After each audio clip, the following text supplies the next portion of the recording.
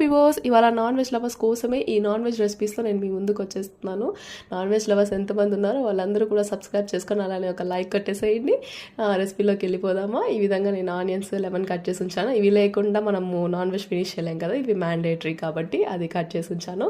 తర్వాత chicken fry చేశాను ఈరోజు సైడ్ డిష్లోకి. ఇది సాసెస్ అన్ని యాడ్ చేసి టేస్ట్ చాలా సెటిల్గా టేస్టీగా ఉంటుంది, ఇంకొద్ది తిందాం అనిపిస్తుంది.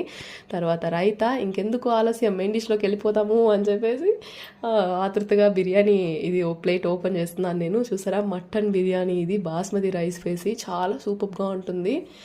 గెస్ట్కి ఇలా పెట్టినప్పుడు మనకి చాలా హ్యాపీగా ఉంటుంది, తిన్న వాళ్ళకు కూడా చాలా హ్యాపీగా ఉంటుంది కదా. మటన్ అమ్మేరేట్లకి మటన్ బిర్యానీ ఏంటండి గెస్ట్కి అని మీరు అడిగేది నాకు అర్థమవుతుంది. కాకపోతే మన ఇంటికి వచ్చిన తర్వాత మనం సరిగ్గా చూసి పంపించాలి కాబట్టి అది చేశాను. మా వారికి మీల్ మేకర్ పులావ్ చేసి రైతా పెట్టేశాను. అది క్లిప్పింగ్ తీసుకోలేదు, గెస్ట్ వచ్చాడు వీళ్ళు మర్చిపోయానండి. అలానే ఛానల్ నచ్చితే సబ్స్క్రైబ్ చేసుకోండి.